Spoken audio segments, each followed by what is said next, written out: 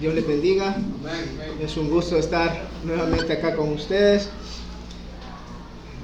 Le agradezco al Señor el privilegio que me da y de poder estar con ustedes y compartir un poco de lo que uno también aprende, ¿verdad?, del Señor y lo que ve en su palabra. Estos años quizás han sido marcados, y ustedes sabrán, por algo que se llamaba COVID, ¿verdad? Yo creo que fue en marzo, no me recuerdo de qué año, del 2020, que se dio el primer caso acá en el país. Y ya sabemos todo lo que pasó después, ¿verdad? Lo difícil que era andar con mascarilla, que llegar a la casa, quitarse la ropa, bañarse, o sea, un sinfín de cosas que uno hacía en el día a día y eran difíciles de hacer, ¿verdad? A mí en lo personal, bueno, yo no tuve el privilegio, digamos así, o el gusto de estar en la casa trabajando. Siempre tuve que ir todos los días, y era una psicosis de alguna forma llegar a la casa, de que se enfermara la familia, se enfermara el niño, pero Dios tuvo misericordia de alguna forma, aunque sí nos dio, pero no fue fuerte. Pero en ese tiempo también lo que vimos fueron las vacunas, ¿verdad? Que venían las vacunas y todo. No sé si al final fue bueno vacunarse o no, porque hay tantos pensamientos detrás de todo eso, de la vacunación, que una vacuna rápida, que no han probado, bueno, etcétera. Ojalá que no nos den efectos secundarios. Pero también recuerdo que todos animábamos a nuestros familiares, ¿verdad?, a nuestros seres queridos, que fueran y se pusieran la vacuna, ¿verdad? Y es natural, porque cuando vemos que hay un beneficio en algo, y que ese beneficio también es de choto, y puede ser para alguien que nosotros amamos, lo motivamos y le decimos que vaya, que goce de ese beneficio. Lamentablemente quizás con el Evangelio no nos pasa lo mismo, ¿verdad? Podemos y sabemos qué es lo que significa para una persona morir sin Cristo, lo que significa para esa persona la eternidad sin Cristo, y aún así no le compartimos del Evangelio. Aún a nuestros seres queridos quizás a veces nos cuesta, ¿verdad?, compartirle eso que nosotros hemos recibido, que es la salvación. Y eso, hermanos, no es cualquier cosa, pues. La salvación no es algo que solo creemos, ¿verdad?, o algo que nos entretiene creer acá en este mundo, o ser parte de esta iglesia, de esta religión. No, si de verdad hemos puesto nuestra fe en Jesús, tenemos esa certeza que vamos a tener esa vida eterna que Dios nos ha prometido. Entonces, yo soy el primero en quizás verme identificado y confrontado con la palabra de no compartir a otros el Evangelio. Yo recuerdo que hace años sí tenía como ese deseo, ¿verdad?, y esa emoción, digámoslo así, esa pila de querer compartirle a otros el Evangelio, pero eso ha ido realmente disminuyendo en mi corazón. Así que no quiero hacerlo sentir mal realmente, o que ustedes piensen que no es ese mi deseo, sino que, como les repito, yo primeramente me vi confrontado con esta palabra y lo comentaba con mi esposa, y le pido al Señor que renueve, ¿verdad?, ese deseo por evangelizar a otros. Así que si me acompañan al texto que vamos a estar viendo esta mañana, es en Mateo 28, del 18 al 20. Esto quiero girar. ¿Cómo lo querés? Un poquito para arriba. Ah, ok. Eso. Si querés lo puedes sacar si querés. Así. Así está. Gracias. Mateo 28, bueno, vamos a leer desde el 16, si no me equivoco. Si lo tienen por ahí, me dicen y lo vamos a leer. Mateo 28. ¿Quién me hace el favor de leerlo? Mateo 28, del 16 al 20. La gran comisión. Sí. La gran comisión. Pero los 11 discípulos se fueron a Galilea, al monte donde Jesús les había ordenado. Y cuando le vieron, le adoraron, pero algunos dudaban. Y Jesús se acercó y les habló diciendo: toda potestad me es dada en el cielo y en la tierra. Por tanto, id y haced discípulos a todas las naciones, bautizándolos en el nombre del Padre, del Hijo y del Espíritu Santo, enseñándoles que guarden todas las cosas que os he mandado. Y he aquí yo estoy con vosotros todos los días para hasta el fin del mundo. Amén. Amén. Esta mañana me gustaría hablar que la resurrección es el punto de partida para la gran comisión. Lo primero que me gustaría que veamos y analicemos un poco, recordemos, es la resurrección de Cristo, ¿verdad? Hace unos días se celebró el Día de los Difuntos acá en nuestro país.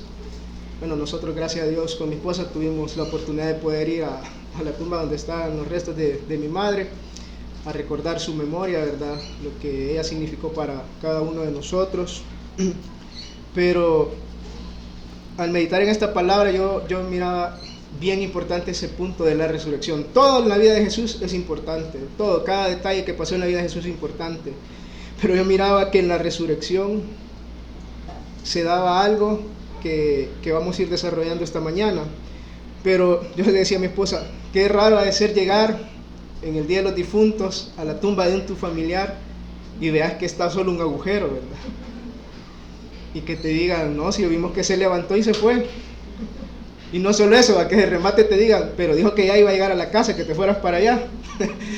No sé qué pensarían ustedes, hermano, qué sentirían. Yo en realidad no sé, o sea, sentimientos encontrados, ¿verdad? Emoción, incredulidad, todo eso, ¿verdad?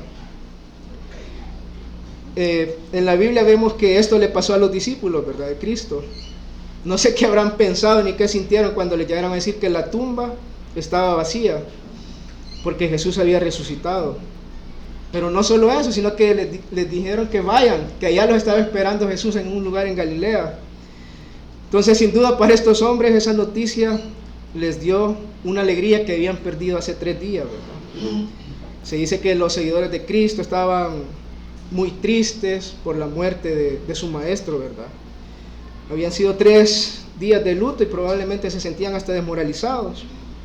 Probablemente tenían miedo, pena, miedo porque muchas personas los asociaban, ¿verdad? Con este maestro, ¿verdad? Que se llamaba Hijo de Dios y que no fue capaz de bajarse de la cruz. O porque quizás sentían pena porque su maestro había muerto y lo que él decía quizás no era cierto porque ya no estaba. O sea, era alguien más que había andado hablando a las personas y no fue nada más trascendente. Y es probable que esos sentimientos de tristeza y derrota estuvieran basados también en la palabra que Cristo ya les había dicho. En unos capítulos más atrás, en el capítulo 26, en el versículo 32, Jesús les dijo, pero después de que yo haya resucitado, les dijo, iré delante de ustedes a Galilea, les dijo. Quizás no lo olvidaron, pero pensaron que quizás eso no iba a pasar. No lo miraban concretarse, ¿verdad? Pero al final todas estas emociones de tristeza se convirtieron en esperanza al saber que Cristo había resucitado y que iba a reencontrarse con ellos. Pero este reencuentro entre Jesús resucitado y sus discípulos es más que una simple reunión entre amigos, ¿verdad?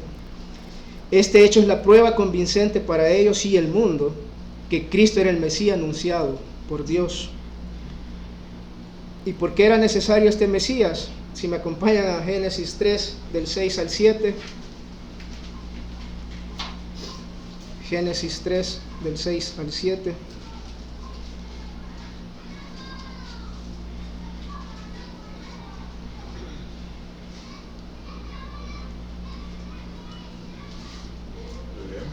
Sí, por favor.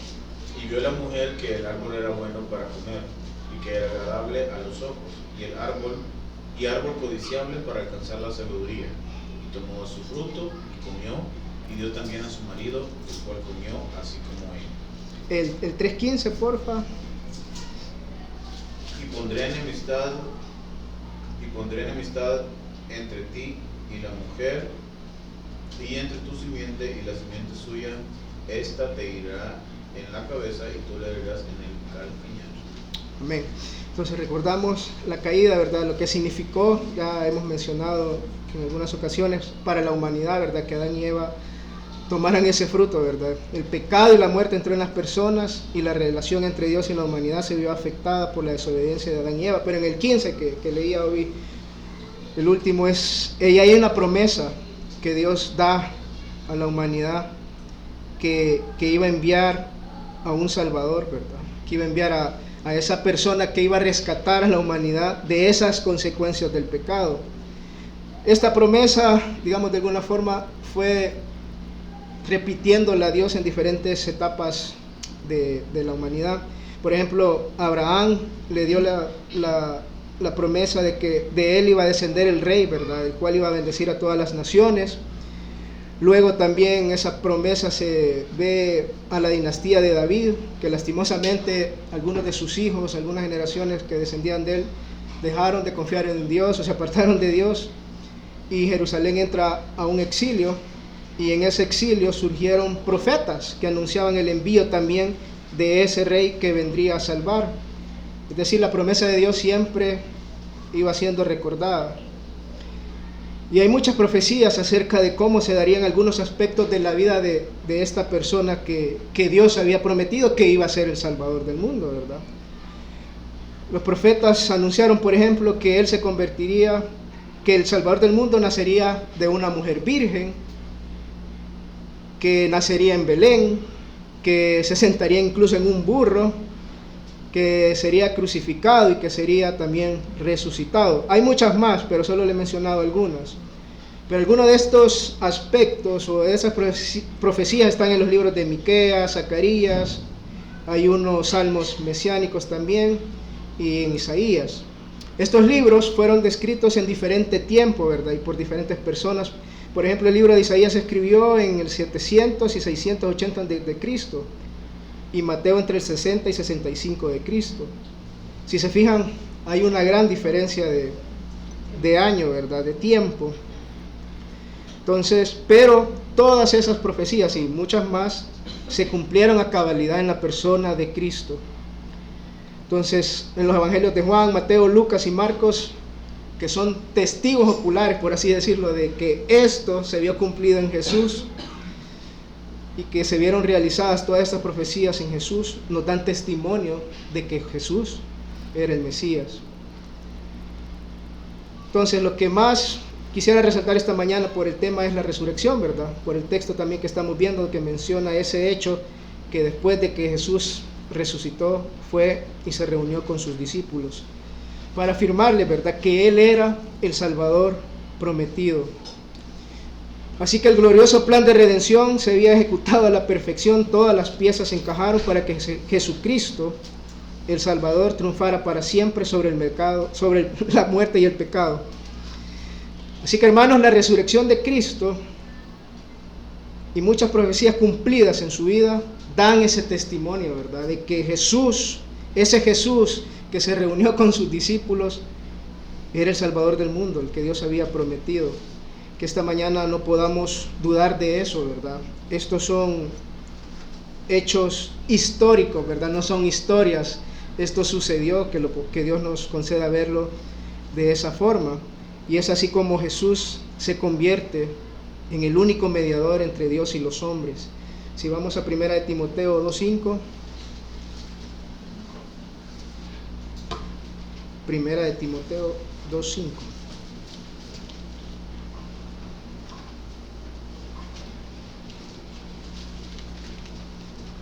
Voy a leer yo esto. Dice la palabra: porque hay un solo Dios y también un solo mediador entre Dios y los hombres. ¿Quién dice, hermanos, que es? Cristo Jesús, hombre, dice. Sin la resurrección no hay Salvador, ¿verdad? Y sin Salvador no tendríamos redención, y sin redención no habría motivo para una gran comisión de salvación. Entonces los discípulos por fin podrían estar seguros que a esa persona que habían seguido por 3 años era ese Salvador que Dios había prometido. Jesús cumplió su palabra y resucitó.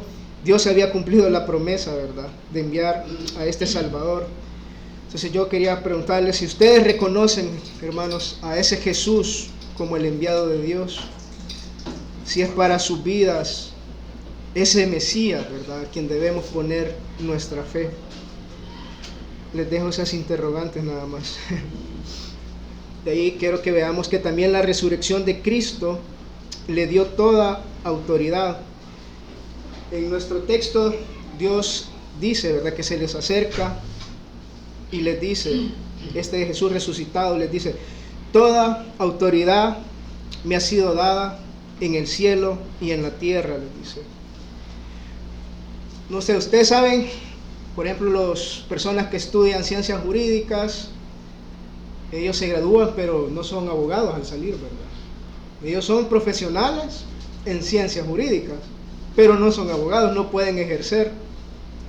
Es hasta que son embestidos luego de un proceso y todo que tienen esa autoridad, ¿verdad?, de abogados, y pueden ejercer como abogados y ya llevar casos, y depende cómo ellos se hayan especializado. Entonces con Jesús, Él fue embestido de total autoridad en los cielos y la tierra después de la resurrección. El pastor Piper dice: Jesús quiere decir que tiene derecho absoluto y todo poder para hacer lo que quiere en el cielo y en la tierra. No hay autoridad en el cielo que pueda cuestionar la voluntad de Jesús, y no hay autoridad en la tierra que pueda cuestionar la voluntad de Jesús. Amén. Y ningún poder en la tierra ni en el cielo puede frustrar su voluntad cuando Él ejerce todo su poder para lograrlo. Jesús les dijo: a mí me ha sido dado todo poder en el cielo y en la tierra. Así que Él es el soberano absoluto del universo, ¿verdad?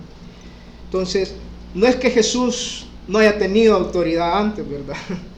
Jesús tuvo autoridad, pero algunos comentaristas bíblicos dicen que, o tratan de explicar esto diciendo que Jesús en sus años de ministerio tenía una autoridad limitada, una autoridad restringida. Según Hendricks, en su comentario del libro de Mateo, dice que Jesús no podía ejercer con total libertad su autoridad antes de la resurrección. Y si me acompañan a este ejemplo de Mateo 26, 48, 54. Mateo 26, 48, 54. Si me ayudan a leerlo. Y el que le entregaba les había dado señal. 26, 48. 50, al 54. Okay. Y el que le entregaba les había dado señal, diciendo: al que yo besare, ese es, prendedle. Y enseguida se acercó a Jesús y dijo: salve, maestro. Y le besó. Y Jesús le dijo: amigo, ¿a qué vienes? Entonces se acercaron y echaron mano a Jesús y le prendieron. Pero uno de los que estaban con Jesús, extendiendo la mano, sacó su espada e hiriendo a un siervo del sumo sacerdote, le quitó la oreja. Entonces Jesús le dijo: vuelve tu espada a su lugar, porque todos los que tomen espada, a espada perecerán. ¿Acaso piensas que no puedo ahora orar a mi Padre y que Él no me daría más de 12 legiones de ángeles? Pero ¿cómo entonces se cumplirían las escrituras de que es necesario que así se haga? Amén. Gracias, Henry. Al parecer Jesús no hacía uso completo de su autoridad por obediencia al Padre, ¿verdad? En el versículo 54 acabamos de leer que Jesús quizás hace una pregunta retórica, ¿verdad? Esto nos da la idea de que esa autoridad de Jesús estaba limitada en la tierra, pero por un propósito, por la obediencia a su Padre, ¿verdad? Hendrickson dice que, puesto que no acudo a mi Padre, se podría leer así este versículo, para que envíe estos ángeles, es claro que estoy decidido a poner mi vida en sacrificio voluntario, dice. Jesús restringía su poder por obediencia al Padre y por amor a los pecadores. Si me acompañan a Filipenses 2, del 7 al 11. 2, del 7 al 11. Nos vamos a leer bastante.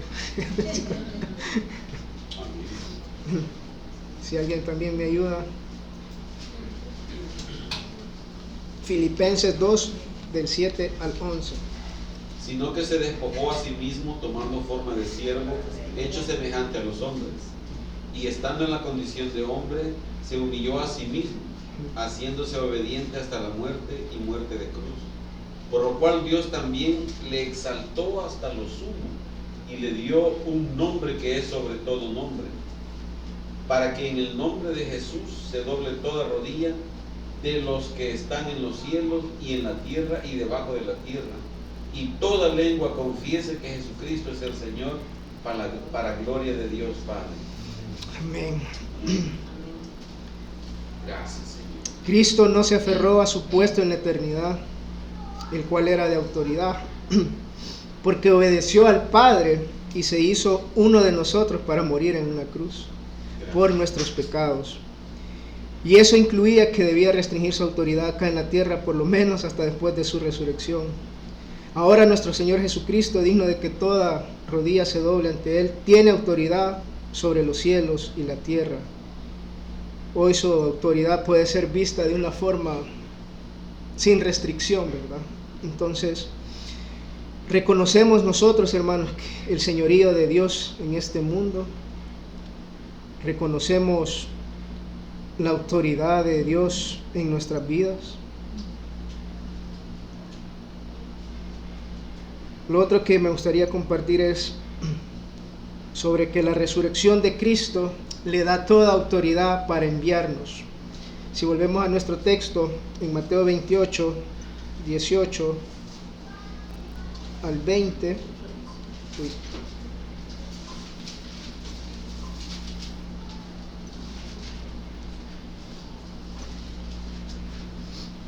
Mateo 18 dice: y Jesús se acercó y les habló diciendo: toda potestad me es dada en el cielo y en la tierra. Por tanto, id, les dice. Entonces, la resurrección de Cristo le da esa autoridad para también enviarnos a nosotros a hacer algo, ¿verdad? Permítame ya.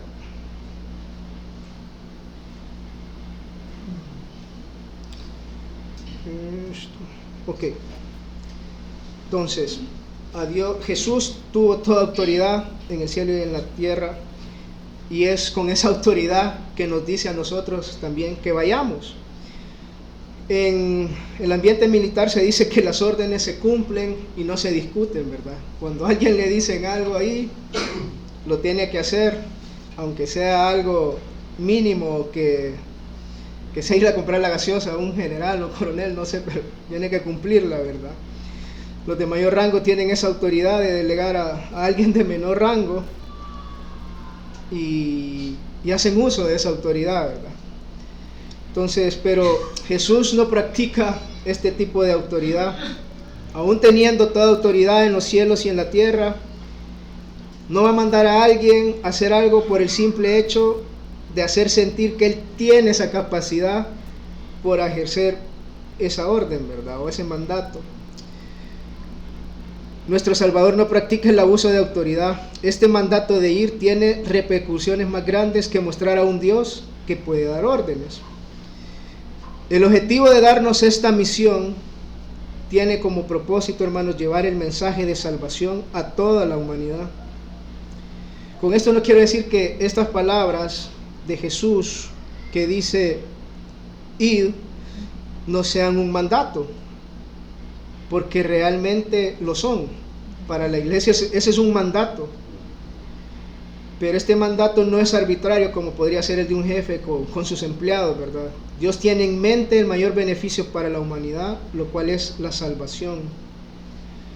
Como hemos visto desde la caída en el Edén, como vimos en el inicio, Dios había prometido a este Salvador que nos libraría de las consecuencias del pecado y la muerte. Y hemos visto que Dios ha cumplido esa promesa por medio de Cristo. Entonces, si me acompañan a Juan 14:6. Juan 14:6. Este lo voy a leer yo.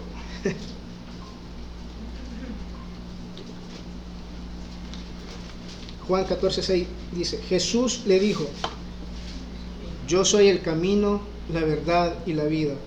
Nadie viene al Padre sino por mí. Gracias.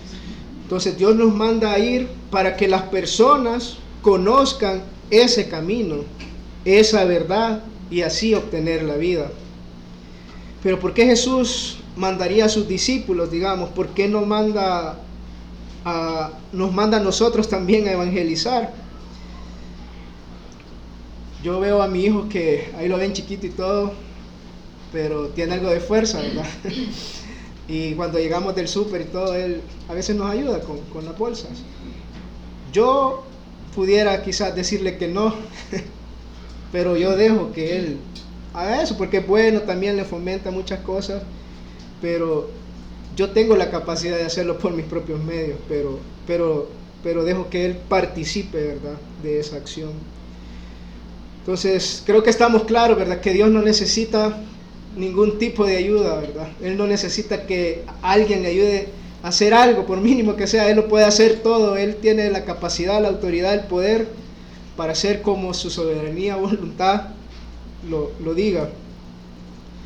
Pero Él, a pesar de eso, nos ha hecho partícipes, a usted y a mí, de ir y predicar el Evangelio de Cristo a otros. Y ese es un gran privilegio, hermano, que Dios nos ha considerado para esta misión, ¿verdad?, tan importante, que a veces no lo meditamos, no lo pensamos, no lo tenemos en nuestra mente, porque casi siempre en vez de ir nos gusta solo venir, ¿verdad?, a la iglesia a recibir. Pero Dios nos está mandando a ir, hermanos. En 1 Corintios 1:21, si me acompañan.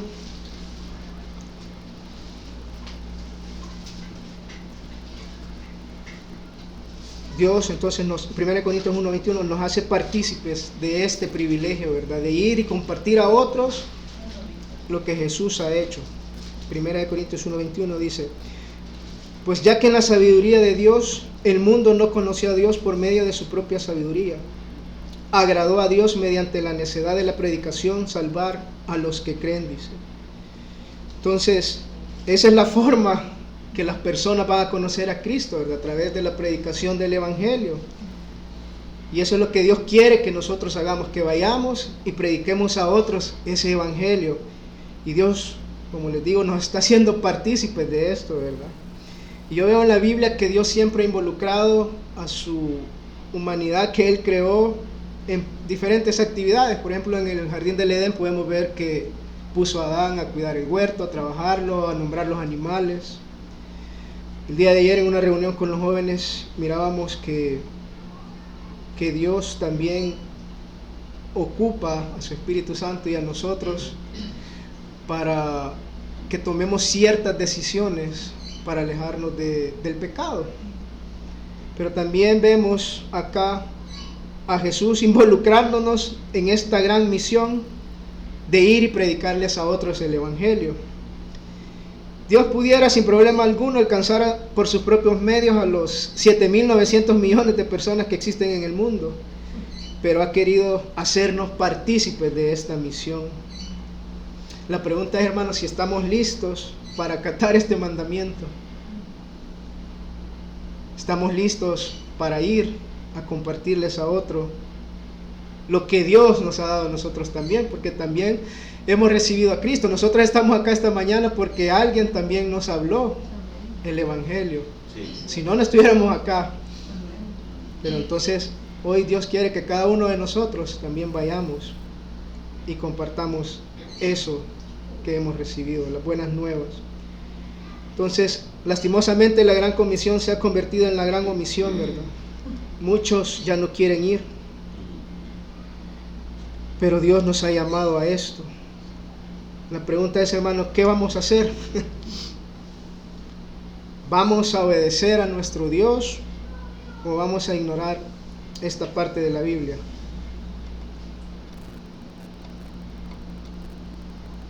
Lo otro que me gustaría hablar es que la resurrección de Cristo le dio toda autoridad para enviarnos a ser discípulos. No solo nos ha mandado a hacer algo, digámoslo así, sino que algo específico, a ser discípulos. En nuestro texto Jesús dice: vayan pues y hagan discípulos de todas las naciones. Yo considero que el proceso de hacer discípulos se desarrolla en dos partes. Una es presentar el Evangelio, lo que hablábamos. Porque en primera instancia significa eso, ¿verdad? Hacer discípulos significa predicarle el Evangelio a algo para que esta persona reconozca que es pecador, que necesita arrepentirse y creer que Jesús vino, murió en una cruz y resucitó para salvación. Entonces, una persona no puede ser un discípulo de Cristo si primero no le reconoce como su Salvador. Debemos tener claro que ser un discípulo no es un rango dentro de la iglesia también, ¿verdad? Ser un discípulo no significa que una persona ha puesto su fe en Jesús, lo ha recibido como su Salvador. Eso es lo que significa, ¿verdad? Y se ha arrepentido de sus pecados.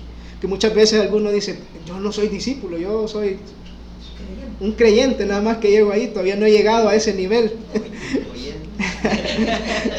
Solo soy eso.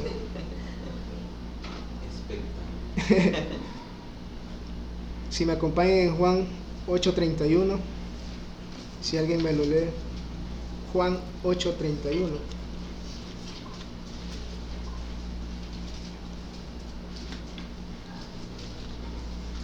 Jesús les dijo a los que creyeron en él: ustedes son verdaderamente mis discípulos si se mantienen fieles a mis enseñanzas, y conocerán la verdad, y la verdad los hará libres.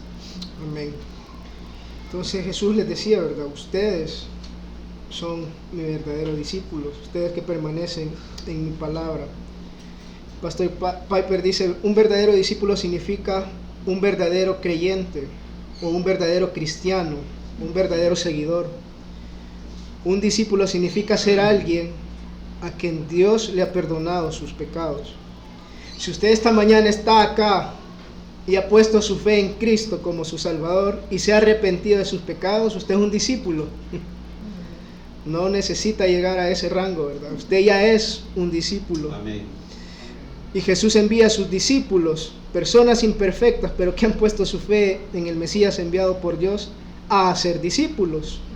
Así que Dios nos manda a usted y a mí, discípulos de Dios, a que vayamos y hagamos discípulos. Amén. Entonces, discipular significa en primera instancia ir y predicar el Evangelio, porque por medio de esto las personas vienen a la fe. Porque la palabra dice, ¿verdad?, en Romanos, que así que la fe viene del oír, y el oír la palabra de Cristo, ¿verdad? No vamos a ir a hablar de nosotros, no vamos a ir a hablar qué hacemos como iglesia, no vamos a ir a hablar lo que nosotros creemos que es el Evangelio, sino lo que está en su palabra, hablar lo que Cristo hizo, para que estas personas vengan y conozcan la verdad. Luego, discipular también significa formar a otros progresivamente en la palabra. El hacer discípulos no solo es evangelismo y convertir, ¿verdad? Hay algo más que debemos hacer. Discipular en segunda instancia también es ayudar a alguien para que de alguna forma progresiva vaya aprendiendo las verdades que hay en la palabra de Dios. Si me acompañan a Hechos 2, del 40 al 42, si alguien me ayuda, Hechos capítulo 2, versículo 40 al 42.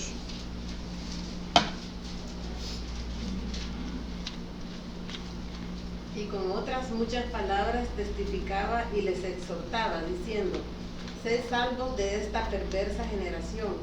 Así que los que recibieron su palabra fueron bautizados, y se añadieron aquel día como 3,000 personas, y perseveraban en la doctrina de los apóstoles, en la comunión unos con otros, y el partimiento del pan, y en las oraciones. Amén. Gracias, hermano. Entonces aquí vemos que dice que se dedicaban, ¿verdad?, a las enseñanzas. Ahí dice de los apóstoles, pero los apóstoles obviamente les enseñaban sobre lo que Cristo era y la vida cristiana significaba. Entonces la salvación es un milagro, pero la vida cristiana no solo es ese momento en donde usted viene, se arrepiente, recibe al Señor, nace de nuevo. Eso es muy, muy importante, pero eso es solo el inicio, ¿verdad? Queda un camino largo, los años que Dios le concede en esta tierra, por que usted siga conociendo a este Salvador. Entonces, discipular está íntimamente ligado a la enseñanza y también implica pasar de manera intencional con otras personas a las que les enseñamos. El discipulado no solo es para pastores, todos estamos llamados a discipular a otros. Amén. El hecho que usted quizás no haya estudiado para pastor no significa que no pueda sentarse con otro hermano de la iglesia a leer la Biblia, a leer un libro cristiano que nos ayude a comprender más sobre algún tema. Si usted considera que Dios le ha permitido entender algún tema, hermano, yo lo invito a que lo comparta con otros, que vaya y le enseñe a otro quizás lo que esta persona no sabe y a usted Dios le ha dado la oportunidad de saberlo. Si usted tiene el deseo de discipular también, pero considera que no entiende muchas cosas o que le hace falta para decir que va a discipular a alguien, lo animaría esta mañana. Y aquí voy a comprometer al hermano René y hermana Rina, hermana Ligia, a que se acerquen a ellos y le puedan pedir su explicación o que ellos les ayuden a entender algo. Eso es parte del discipulado. Pregunten sin compromiso, como dicen en el centro. No tengan pena. Como hijos de Dios es necesario que procuramos crecer en el conocimiento de estas enseñanzas bíblicas, ¿verdad? Para poder estar mejor preparados para cumplir la misión de ir y hacer discípulos. Entonces, discipular, hermanos, es evangelizar, predicar a Cristo y luego enseñar gradualmente las verdades de la Biblia. Discipular no solo puede ser enseñar verdades cristianas, como a veces hacen algunas personas que solo quieren enseñarle a otros cosas de Dios, aunque no les prediquen el Evangelio. Pero una persona que no ha nacido de nuevo y solo le da eso, solo va a ser una formación, ¿verdad?, en su mente, pero no va a haber una transformación. Y el principal objetivo de discipular es que vengan a Cristo, ¿verdad? Lo demás es añadidura, ganancia. Por eso es necesario que una persona primero nazca de nuevo, ¿verdad?, para luego empezar a estudiar la palabra, porque el deseo de Dios es que lo conozcan y se salven. Ahora, lo otro que quiero ver, hermano, es que la resurrección de Cristo le da toda autoridad para enviarnos a ser discípulos, y dice a bautizar. Si me ayudan a leer Mateo 18, 20. Mateo 18, 20. Ajá, sí. O 28, 20, perdón. Ya le cambié el número. 28. Enseñándoles que guarden todas las cosas que os he mandado. Y aquí yo estoy con vosotros todos los días hasta el fin del mundo. Gracias. Amén. El 19. Por tanto, ir y hacer discípulos a todas las naciones, bautizándolos en el nombre del Padre, y del Hijo, y del Espíritu Santo, enseñándoles que guarden todas las cosas que os he mandado, y he aquí, yo estoy con vosotros todos los días hasta el fin del mundo. Amén. Amén. Dice el pastor Piper en esto que el bautismo es un mandamiento y una ordenanza del Señor, ¿verdad?, a realizarse haciendo discípulos hasta que Cristo regrese en el fin del mundo, dice. El bautismo expresa una unión con Cristo en su muerte y en su resurrección. Dice en Romanos, si me acompañan a Romanos 6, 3.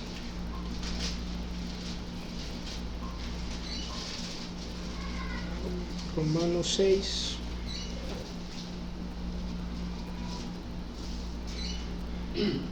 ¿O no sabéis que todos los que hemos sido bautizados en Cristo Jesús hemos sido bautizados en su muerte? Dice, por tanto, dice más adelante también, leyendo el siguiente versículo, hemos sido sepultados, ¿verdad?, con Él por medio del bautismo para muerte, a fin de que como Cristo resucitó de entre los muertos por la gloria del Padre, así también nosotros andemos en novedad de vida. Porque si hemos sido unidos a Cristo en la semejanza de su muerte, ciertamente lo seremos también en la semejanza de la resurrección. El bautismo, hermano, es un símbolo de unión entre un creyente y Cristo.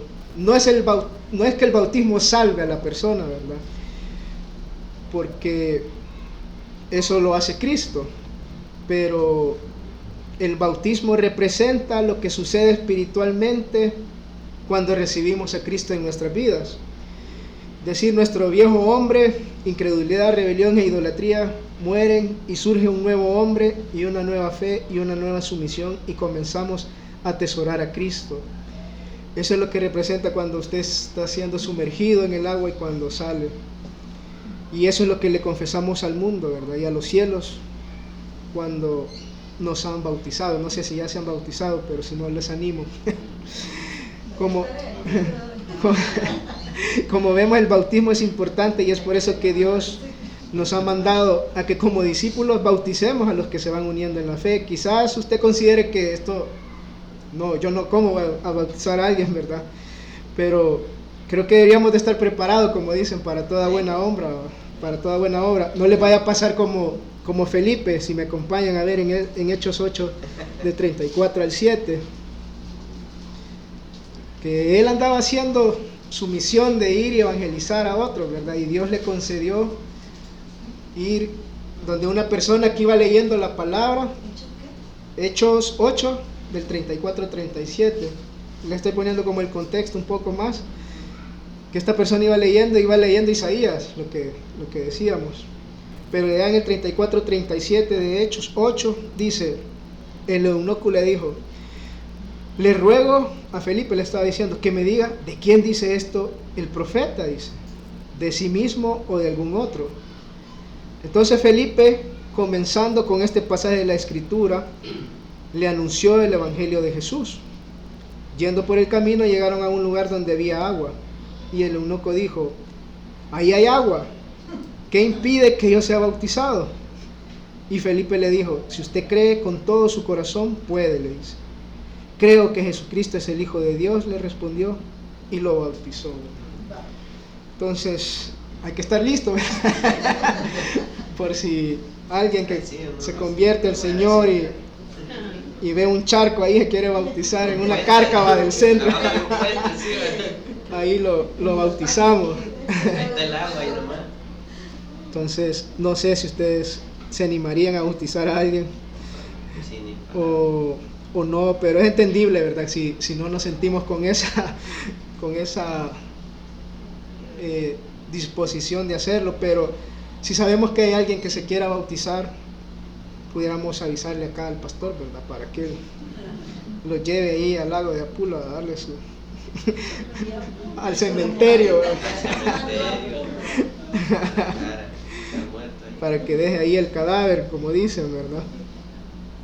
Entonces, lo otro que quiero es que veamos es que Jesús, la resurrección de Jesús, nos hace ir a ser discípulos, bautizar, y también nos manda a enseñar a otros todo lo que he mandado, dice. Creo que ya hablamos un poco de eso en lo de discipular, lo que significa enseñar, ¿verdad? Preparar a alguien. Lógicamente hay muchas cosas que pudiera una persona o a una persona enseñarle de lo que dice la palabra, pero Dios también nos ha mandado como sus hijos a enseñar a otros todo lo que Él nos ha dejado y estipulado en su palabra.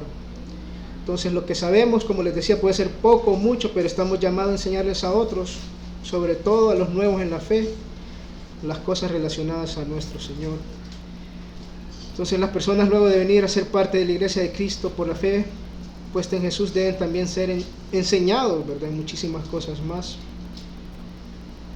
Por ejemplo, yo pensaba en Pablo y Timoteo, ¿verdad?, que vemos en el capítulo 4, en el versículo 6, no lo busques, solo que Pablo comienza a decirle a Timoteo muchas de las cosas que él debía de hacer en la iglesia, ¿verdad? Y le estaba enseñando, recordando cómo debía de manejar un montón de temas ahí en la iglesia para no olvidar esas enseñanzas basadas en el Señor. Y le decía Pablo a Timoteo, te encargo, dice, solemnemente en la presencia de Dios y de Cristo Jesús y de sus ángeles escogidos, que conserves estos principios sin prejuicios, dice, no haciendo nada con espíritu de parcialidad. Estaba diciendo, mantente, ¿verdad?, en la Escritura, mantente en esto que te ha sido enseñado, ¿verdad? Y también le animaba a que otros aprendieran estas cosas. Entonces, para ir terminando, hermanos, quiero que vayamos a Mateo 28, 18.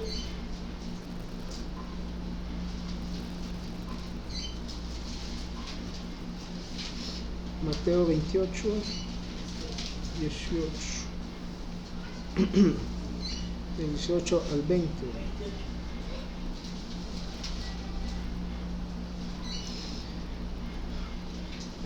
Se los voy a leer, hermanos. Acercándose Jesús les dijo: toda autoridad me ha sido dada en el cielo y en la tierra. Vayan pues y hagan discípulos de todas las naciones, bautizándolos en el nombre del Padre y del Hijo y del Espíritu Santo, enseñándoles a guardar todo lo que les he mandado. Y recuerden, dice, yo estoy con ustedes todos los días, dice, hasta el fin del mundo. Queridos hermanos, esta mañana hemos visto que la resurrección de Cristo fue la prueba contundente para determinar que Jesús es el Mesías que había sido prometido y enviado por Dios para salvación del pecado y la muerte. Este hecho marcó el inicio de la evangelización a escala mundial. Dios, en su soberanía y suprema autoridad, escogió a sus discípulos primeramente y luego a nosotros para ser parte de esta gran comisión. A usted y a mí, hermanos, se nos ha mandado a ir y a ser discípulos, bautizándoles y enseñándoles todo lo referente a Dios.